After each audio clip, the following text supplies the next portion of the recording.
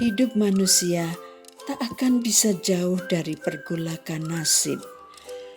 Bahagia dan sengsara datang silih berganti mengharu-biru hati manusia. Ketika nasib buruk menimpa, tak ada yang bisa dilakukan selain pasrah, lalu bangkit dari keterpurukan dan kembali menata hidup. Mengemas kepingan-kepingan yang telah terlanjur lebur berserakan, agar bisa menjadi awal kesuksesan. Modalnya hanya ketekunan, kesabaran, dan kegigihan. Yang lebih utama lagi adalah berdoa. Tuhan hanya sejauh doa kita, dan Dialah sumber pertolongan hidup. Drama kehidupan yang lain, yakni ketika roda kehidupan ada di atas. Apa saja yang kita lakukan seolah hanya baik, baik, dan baik. Kalau istilah bahasa Jawanya, kita baru diujo oleh Yang Maha Kuasa. Tak perlu menyombongkan diri. Tak ada yang abadi di dunia ini. Harus selalu ingat untuk berbuat baik kepada sesama. Terlebih lagi harus berbakti kepada Sang Pemberi. Hidup ini adalah proses panjang perjuangan manusia. Menyedihkan memang nasib Menur. Pergi meninggalkan anak yang baru saja dilahirkan dan suami yang sangat mencintainya. Namun, siapa yang bisa menghadang takdir? Tak seorang pun. Duka lara menyelimuti keluarga besar Diran dan Menur.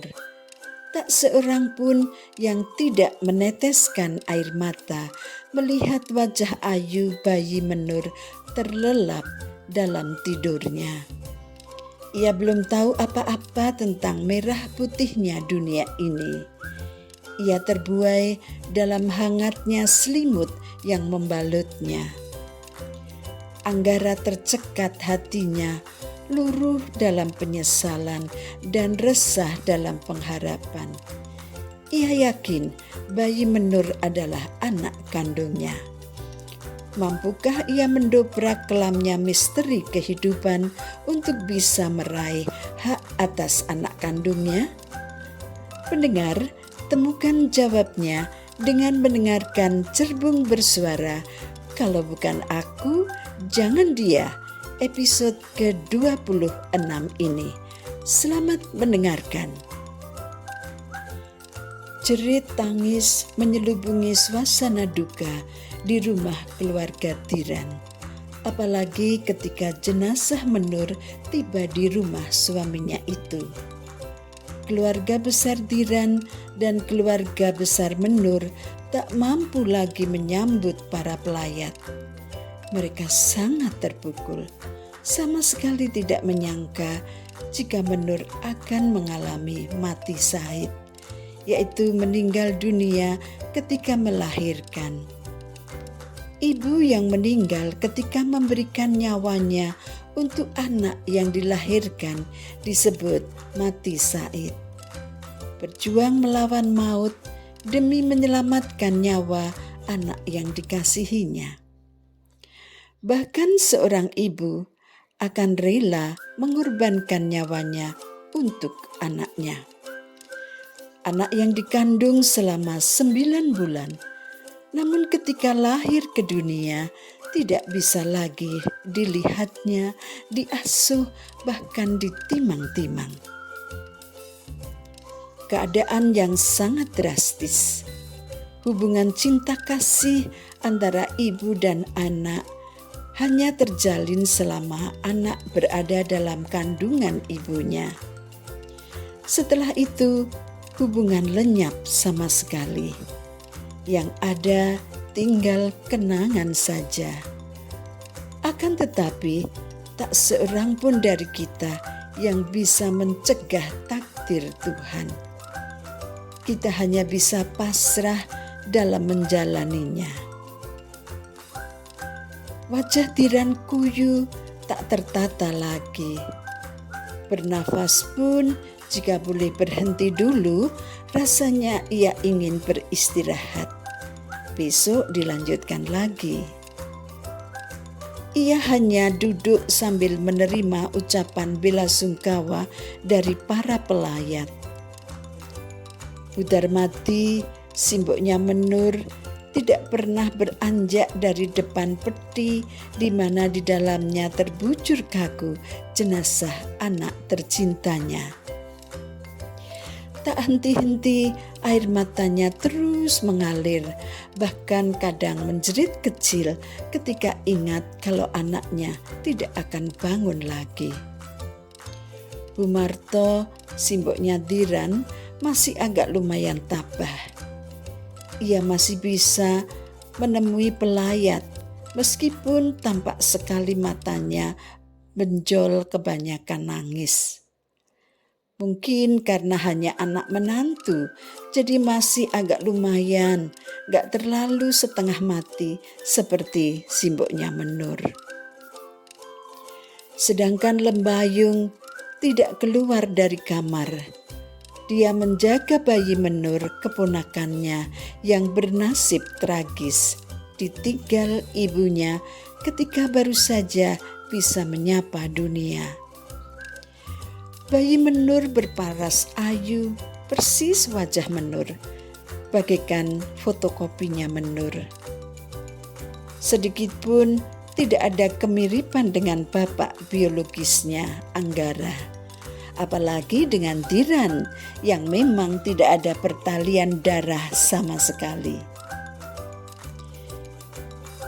Tiba-tiba seorang pelayat menyeruak dalam kerumunan pelayat lainnya dan langsung masuk ke dalam rumah di mana jenazah Menur terbaring.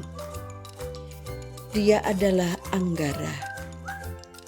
Begitu mendengar kabar kematian Menur, Anggara langsung down. Saat itu juga separuh jiwanya ikut pergi ke alam keabadian. Teka-teki kemungkinan bayi Menur adalah anak biologisnya semakin gelap. Tidak ada titik terangnya. Wajah kusut tanpa gairah.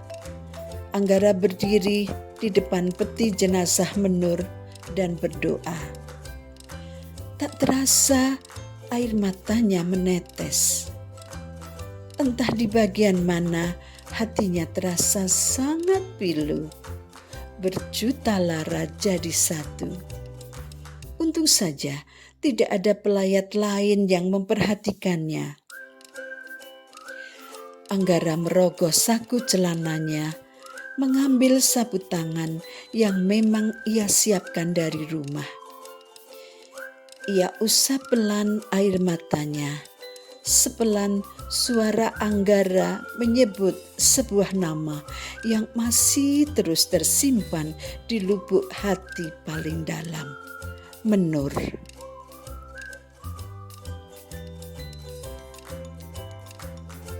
Anggara sudah memperkirakan bakal ada wujud irisan kepedihan hati yang perlu ia hapus dengan sapu tangan ini. Sapu tangan pemberian Menur yang ia terima ketika cinta mereka masih indah bertabur mutiara. Menur menyemprot sapu tangan itu dengan parfum ciri khas Menur, Jovan, lalu menyuruh Anggara menyimpannya. Jika pada saat di mana Anggara kangen, wajib hukumnya untuk membau sapu tangan itu. Bau khas tubuh Menur akan keluar dari sana, menyeruak lalu menghadang rasa rindu agar tak pernah pergi kecuali hasrat bertemu yang bakal mampu menuntaskan rasa rindu itu. Anggara juga melakukan hal yang sama. Menur menyimpan sapu tangan pemberian Anggara yang sudah dibasahi parfum One Man Show. Bau khas tubuh Anggara. Cinta putih keduanya saat itu menjelma menjadi angan tentang sepasang merpati yang tak bakal ingkar janji. Anggara undur dari depan peti jenazah Menur. Tanpa rasa sungkan dan malu, Anggara duduk menghampiri simboknya Menur yang masih saja sesenggukan di samping peti. "Bu, maafkan saya. Bolehkah saya melihat bayi Menur?" Bu Darmadi mendongakkan wajahnya. Ia merasa heran ada pelayat yang ingin melihat bayi Menur.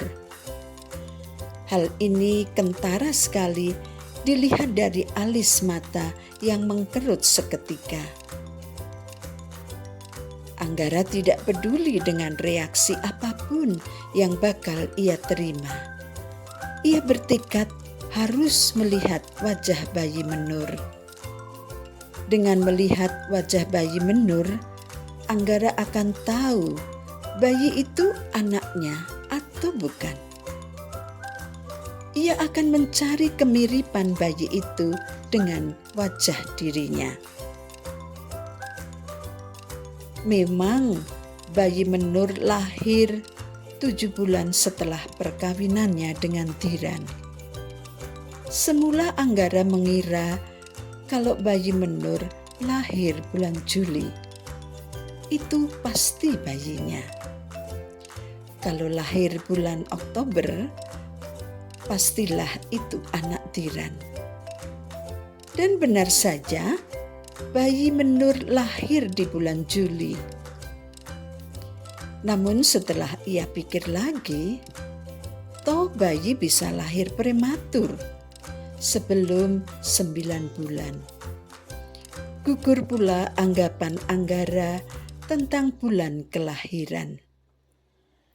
Satu-satunya jalan hanyalah dengan melihat wajah bayi Menur. "Kamu siapa, Nak? Kok ingin melihat bayi anakku?" Bu Darmadi mencoba mengamati wajah Anggara. Tapi karena matanya merendul, dipakai untuk menangis terus-menerus, maka ia tidak bisa mengenali Anggara. Selain itu, Bu Darmadi memang belum begitu hafal dengan Anggara. Apalagi saat itu Anggara tampil dengan lusuh dan agak awut-awutan. Hal ini membuat Bu Darmadi semakin tidak mengenali Anggara. "Saya teman dekatnya Menur, Bu. Tuh, bayinya di kamar. Masuk saja, Nak." Bu Darmadi menunjukkan letak kamarnya dengan mengarahkan pandangan sambil sedikit mendongakkan kepalanya ke arah kamar bayi. Anggara mengetuk pintu pelan, meskipun pintu kamar bayinya tidak terkunci. "Ayung, aku ingin lihat bayi Menur, boleh kan?" Lembayung tidak menjawab, tapi ia menggeser letak duduknya, seakan memberi ruang kepada Anggara agar bisa mendekat ke tempat tidur bayi Menur. Semula Lembayung duduk di tempat tidur, lalu ia duduk di lantai. Kepalanya ia baringkan di tepi tempat tidur, beralaskan kedua tangannya yang disilangkan. Entah apa yang dirasakan Lembayung, seolah ia mendapatkan ganti orang yang dipercaya menjaga bayinya. Ia langsung tertidur. Anggara maju mendekati tempat tidur di mana di atasnya tergeletak bayi mungil. Ia mengamati bayi Menur tanpa berkedip. Sementara bayi itu sedang tidur dengan lelapnya. Ia amati mulai dari kepala hingga kaki. Hati Anggara terguncang gak karu-karuan. Bayi ini tidak lahir prematur. Ia bayi dengan berat dan ukuran normal. Ia sehat dan cantik sekali, persis seperti Menur. Demikian suara hati Anggara. Lama diamati dengan teliti, semua mirip ibunya. Rambut lurusnya, hidung mancungnya, apalagi bibir mungilnya. Tidak ada yang mirip dengan dirinya. Semua mirip sekali dengan Menur.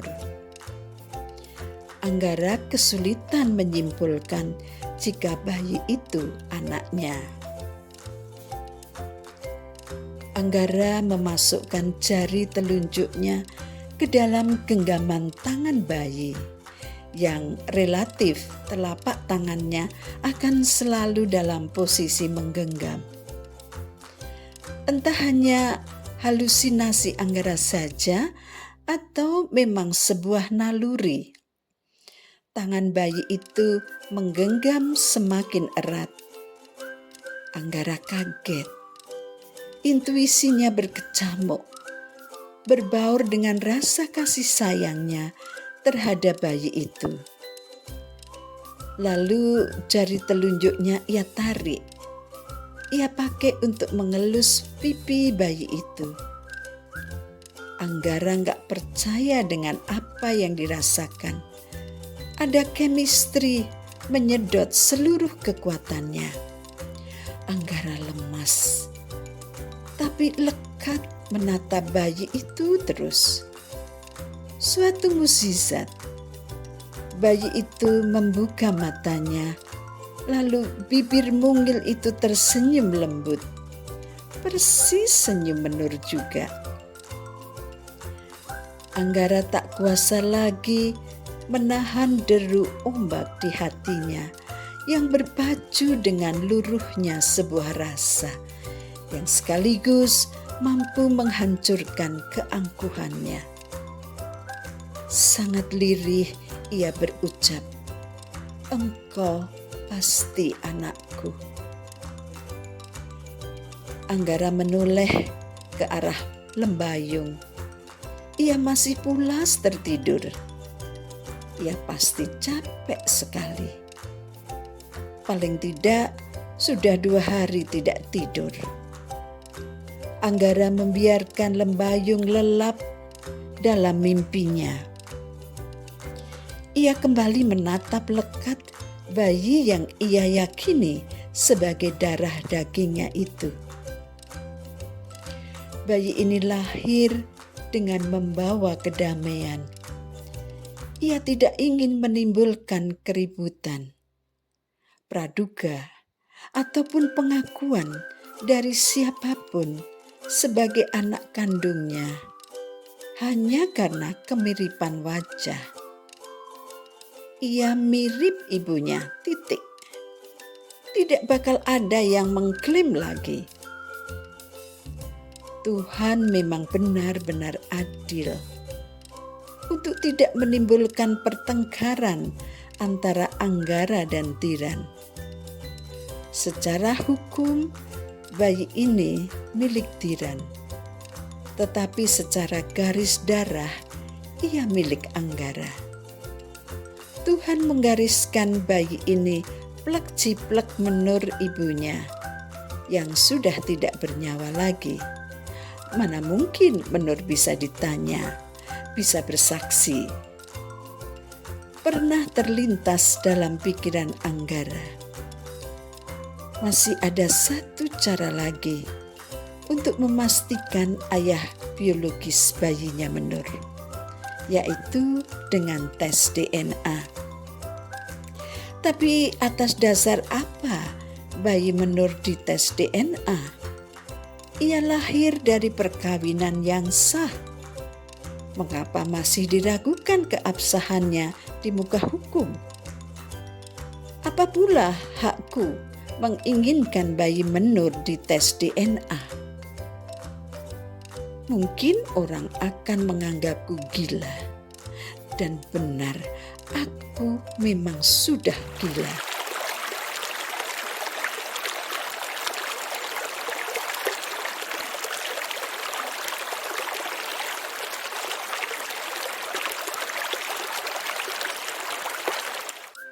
Pendengar, inilah akhir cerita Cerbung Bersuara. Kalau bukan aku, jangan dia. Episode ke-26 ini. Sampai berjumpa kembali di episode selanjutnya. Jaga kesehatan, jaga hati, dan tebarkan senyum kebahagiaan Anda kepada siapapun yang Anda jumpai. Tuhan memberkati.